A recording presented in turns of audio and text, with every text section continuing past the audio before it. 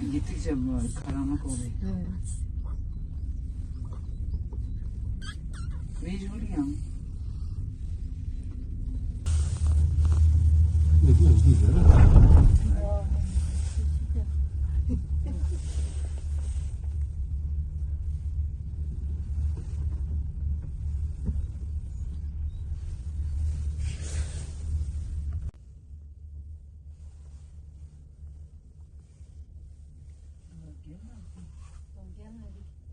Büyük varmış ha.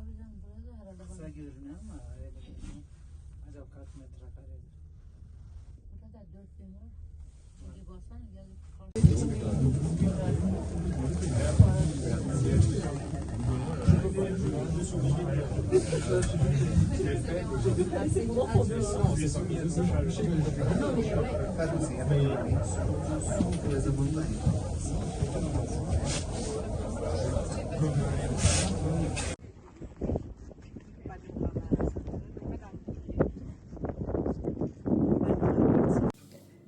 อุตสาห์ถ่ายรูปมาง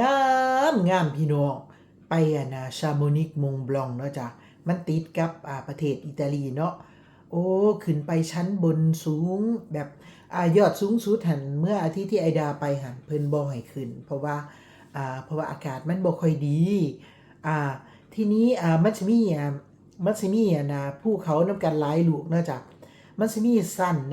2,000 เมตร 2,500 เมตรแล้วก็สูงสุด 3,800 กว่าเมตรนะคะแบบยอดของมงบองเขาเอิ้นเอกูดูมิดีเนาะจ้ะแต่ว่ามื้อที่ไอดาไปหันมันมีอะวาลองช์แบบว่าหิมะมันย้วยลงมาจากยอดภูหั่นนะทีนี้เขาก็เลยแบบว่าย่านความไม่ปลอดภัยเขาก็เลยห้ามบ่ให้เฮาขึ้นไปไอดาถ่ายวิดีโอมาแล้วไอดาโอ้เสียใจว่าแบบไปลบมันแบบไม่ได้ตั้งใจพี่น้องไปลบมันแบบไม่ได้ตั้งใจเนาะจ้ะทีนี้ก็เลยมีคลิปเล็กๆน้อยๆตอนมาให้พี่น้องเบิ่งเนี่ยโอ้ยลอยล้ออีหลีอีหลอยังว่าที่สิไปเอาวิดีโออันนี้มาแต่ไสอีกบัดนี้ในเมื่อว่าแม่นหยังมันเบิดหน้าหนาวไปแล้วหิมะก็สิเซาลงแล้วบัดนี้โอ้ยเสียดายจริงๆพี่น้องนะว่าสิเอามาลงYouTube เพราะว่าตอนนี้ออกท่องเที่ยวกันบ่อยก็เลยว่าเอา YouTube ท่องเที่ยวมาฝากเพื่อนๆนะจ๊ะเพิ่นว่าบ่ให้เฮ็ดหยังจับชายมันแม่นชีวิตของเฮาแบบชีวิตที่เฮาอยู่ประเทศนี้แบบนี้มันเป็นจังซี่ก็เลยถ่ายลงมาให้เป็นว่าวิถีชีวิตของพวกเราที่อยู่ฝรั่งเศสมันเป็นแบบนี้สำหรับครอบครัวของบ้านไอดาเด้อจ้ะนั่นล่ะก็เลยว่าโอ้อยากมา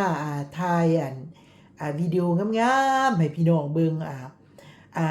เดี๋ยวรออีก2อาทิตย์นะไอดาจะไปเที่ยวอิตาลีพี่น้องแล้วจะถ่ายรูปงามๆมาเขาเอิ้นหยังมาชดเชยนะคะนั่นแหละหลังจากนี้ล่ะก็สิแม่นฤดูใบไม้ผลิแล้วก็สิได้ออกถ่ายวิดีโอเที่ยวบ่หันบ่นี้มาฝากเพื่อนๆอยู่นั่นล่ะจ้ะไอดาก็ติดตามเพื่อนๆที่แบบว่าเปิดช่อง YouTube มานำกันเริ่มมานี่ 3-4 ปีเขาล่ะโอ้เพื่อนๆไปไกลมากดายังบ่ทันไปฮอดไสอยู่พี่น้องนั่นล่ะเพื่อนๆน่ะเพิ่นสม่ำเสมอเอากันแบบแบบเอาจริงเอาจังมากมายนะคะไอดานี่ก็คือเรามีงานประจำแล้วก็มีจ็อบพิเศษนำพนะพี่น้องมันแค่เลยว่าเฮา